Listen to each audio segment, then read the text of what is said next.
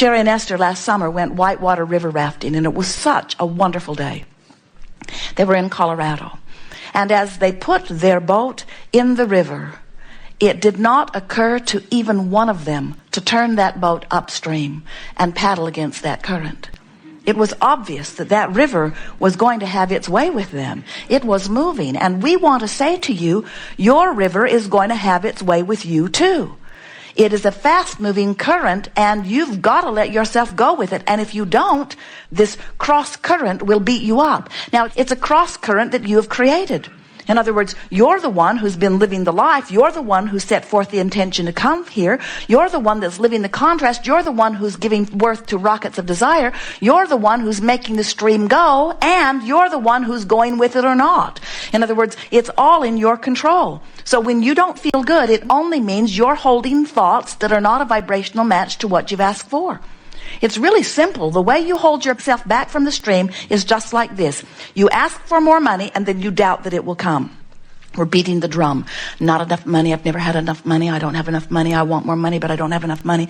I don't have enough money. I don't have enough money. I don't have enough money. I don't have enough money. I want more money, but I don't have enough money. I don't have enough money. I don't have enough money. I don't have enough money. I don't have enough money. I want more money, but I don't have enough money. I don't have enough money. I don't know anybody who has enough money. Anybody I know has enough money. That greedy bugger over there has plenty of money. I don't have enough money. I don't have money. I don't have enough money. I don't have enough money. Not fair. Not fair. It's not fair. It's not fair. I hate this car. I hate this car. I hate this car. So what happens is you have asked for more money. Oh, have you ever? There's a veritable fortune amassed for you in your vibrational escrow. You have been asking and asking and asking and asking and asking and asking and asking, and every time you've lived a little bit of life which caused you to ask for anything, the source energy part of you became it. Do you really get that? We so wanted you to understand that we wrote a book a while back and gave it the best title that has ever been given to any book ever, because it tells the whole story in the title. The book is called Ask and It Is Given. When you ask, not only is it given, the larger part of you becomes it. And when you don't let yourself become it too, you don't feel good. And that's the whole story. This was a very nice day. We've enjoyed interacting with you immensely. But there's nothing more that we could ever give you that would be more meaningful than what you just heard. Except that maybe we could embellish it a little bit by saying to you that your emotions mean everything to you, because your emotions are your indicator of how you're doing with these two vibrational vantage points. Did you get the point of the two vibrational vantage points? So you understand that there's this larger part of you that law of attraction is responding to, yes? And then there's this what I'm thinking now in this moment part of you that law of attraction is responding to, yes? Which part of yous do you think that law of attraction is responding to more powerfully? The eternal part of you that's been amassing intentionality for longer than you have recognized time, or this part of you? We may have given it away slightly. But we so want you to get it, that you are source energy in physical bodies. And when you let yourself become that which you have become. Now, do you think that this life experience, that you out here on this leading edge exploring contrast, do you think it's important? Do you think it's important that this variety is causing you to come to new conclusions? Oh, it is so important that the source energy part of you sees you as the leading edge version of it. In other words, you are the leading edge version of this source energy part of you. You are what causes who you really are from the source energy standpoint to move forward. We see our physical friends. You are so dear. You take your boat down to the river's edge. You have your oars inside. You deliberately, most of you, turn it upstream and begin paddling very hard. And we say, why not go with the flow?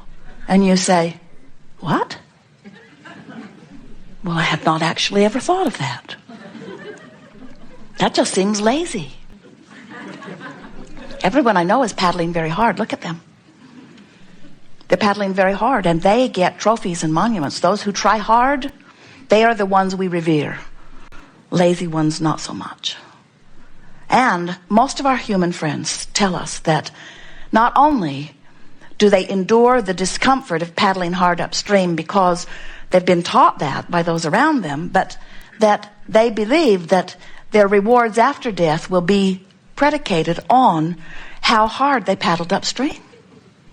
The more we suffer now, the better it will be later. And we say, how do you sort that out? How do you figure that out? Miserable, miserable, miserable, miserable, miserable, miserable, miserable, miserable, miserable. Well, you know, they're right. Because when you do reemerge into non-physical, you will reemerge into pure positive energy. So there is that quantum leap that will happen for everyone. No matter how hard you paddle against the stream, when you have your death experience, you'll close that gap immediately. But we don't think you should have to croak to close the gap, do you? We like that disrespectful word, croak. There is no death, so we be as disrespectful of it as we can. There's only life and life and life and life and life. But when you have what you call the ending of this physical experience and you croak and you stop beating the drum in one fell swoop, you withdraw your attention from this time-space reality. So you withdraw all thoughts of doubt and fear and worry. All that fussing and worrying stops when you croak. And in that absence of that resistant vibration, all that life has caused you to become happens. We just think that it would be nice if you would allow yourself to become all that you've become while you're here. Imagine how delicious it is to be in this physical body, having tuned yourself to the vibration of your furthest most expansion, to that God within you, to that pure positive energy being within you. Someone said recently, feels like my thoughts are thinking me. Doesn't feel like I'm thinking my thoughts. And then this person said, why am I on this negative rampage? Why am I thinking that negative thought and that one and that one and that one? And we said, because you've allowed your life to tune you to that frequency. And what this workshop is about is you setting your tuner where you want it to be, rather than letting the consequences of life set your tuner, which then law of attraction responds to. If you're setting it, if you are deliberately choosing thoughts, if you're choosing the memories that feel good, if you're choosing the television programs that feel good, if you're choosing the music that feels good and the food that it feels good and the friends that feel good, and most of all the thoughts and your own words that feel good, if you are choosing things based upon how they feel, you'll get so tuned to who you really are and so in sync with the vibrational frequency of who you really are that everywhere you go, moving through traffic, sitting in restaurants, walking through the grocery store, walking down the street, every place you go and everything that you do, you will be surrounded by those that are of a similar frequency. And in the same manner, your own thoughts adjust too, until you find the things that are moving through your head more and more those things that feel good when you think them, rather than those things that are prickly and uncomfortable. In order to do that, you have to make a very clear decision. And that decision is, I care about how I feel. How I feel matters most. And in making that affirmation, what you're actually saying is, I care about how I feel because I care about my relationship with who I really am. If I care about how I feel, then I'm choosing the thoughts that allow me to be in sync with the whole of me. And being in this body in sync with the whole of you, it just does not get any better than that. And being out of sync with the whole of you in this body, it just does not get any worse than that. The heaven and hell that so many are talking about is right here, and it's about alignment or not. It's about closing the gap or not. It's not about some outside punishment. It's not about some outside judgment. It's about you coming into alignment with who you are and letting yourself be who you are or not. Nothing that you want is upstream, not one thing. Everything that you want is downstream. And the reason that we know that is because we have witnessed the becoming. We saw you as you were in your non-physical before you came into this body, and as that part of you remains as you are. We see you in this physical body, and we see you exploring the contrast, and we see you giving birth to the desires, and we see the non-physical part of you becoming it. We understand what the stream is about, and we understand that everything that you want is downstream, downstream, downstream, right where your stream is taking you, if you will but let it. So sometimes our friends say, all right, well, I'll do with this what I've done with everything else. I'll try real hard. And we say, that points you upstream when you try. Oh, but you don't understand, Abraham. I am determined that I'm going to get downstream where the good feeling stuff is, and so I'm going to put a motor on the boat, and I'm going to get down there where I belong. And we say, when you think you have to put a motor on your boat, you've missed the point of the stream. Even when you think you have to turn in the stream, you've missed the point of the stream. Just let go of the oars. Just let go of the oars, and it is our absolute promise to you. The stream will turn you, and it will carry you toward the coming together with that which you are. And when you come together with that which you really are, do you know what that will mean for you? It not only means you will be fulfilled in the only way that anything can fill you up, but there is another added bonus to coming into alignment with who you really are. Everything you want is there too. All the stuff that you've been putting in vibrational escrow, the source energy has been holding in your vibrational escrow for you. And when you close the vibrational gap and allow yourself to be a vibrational match to who you are, all of that stuff that you want, the relationships, the physical amenities, the states of being, the states of clarity, all of the things that you want are there where the source within you is. It's nice letting you know who you really are. And it is satisfying to us to feel how many of you are resonating with that, knowing that you are eternal beings and that you are eternally expanding, and that this life has great reason and purpose, and its purpose is to inspire you to the new idea. But the most powerful thing that we want you to gather as a result of listening to us here today is that it is your quest for joy that must be what you are reaching for. Because when you are reaching for that feeling, the best feeling that you can find from where you are, what actually happens is you move in the direction of who you really are. It is your quest for joy. Sometimes Esther will say, but Abraham, I know this thought doesn't feel good. In fact, it feels horrible, but it's true.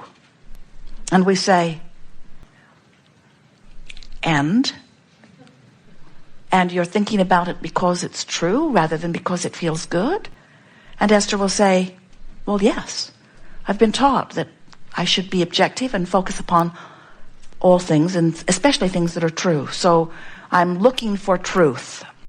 And we say, well, be more discerning in your looking for truth. Look for true things that feel good. There are plenty of things that are true that feel good, and plenty of things that are true that feel bad. And the only reason that any of those things that feel bad are being lived by anybody is not because they're true. It's because they've been giving their attention to them. And in giving their attention to them, they set up a vibration about them. And setting up a vibration about them, they hold themselves in opposition to what they really want. And then they crow. Look at this. It is true. It is true. It's true. It's awful and it's true. It's so awful and it's so true that I will build a monument about it so that long after we've all croaked, others can feel bad too. We'll hold all the bad things in a sort of residual bank account, and we'll teach them to our children. Hello, little children, welcome to planet Earth. It sucks here. These are all of the things that have happened that are true. And we need to make you aware of each and every one of them, because humans say, if you're not aware of the truth of these horrible things could happen to you. That's what they say. And we say, where do you get this stuff?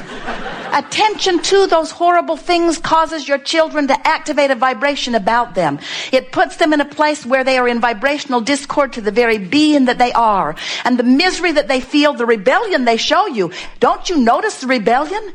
They don't want to look at that stuff. You wear them down just as you were worn down. You're worn down bit by bit by bit by bit by bit until you become a mere shadow of the being you were born to be, you see. And so then you mope around all depressed and complaining about things when the truth of it is you live in a magnificent world. You live in a world that is the most leading edge condition it has ever been in. It has never been in better condition economically. It has never been in better condition in terms of its physicality. Your earth and everything on it is in its most leading edge, best position ever, because nothing in this universe ever regresses. Everything is always expanding, you see. Oh, you may be focused upon some corner of something, and you may have yourself tuned to that dark spot, and you've been beating the drum of it for so long that you're holding yourself in discord from the magic and the wonder and the expansion of this world. And so we don't blame you for complaining when you do that. But nothing is wrong with this world.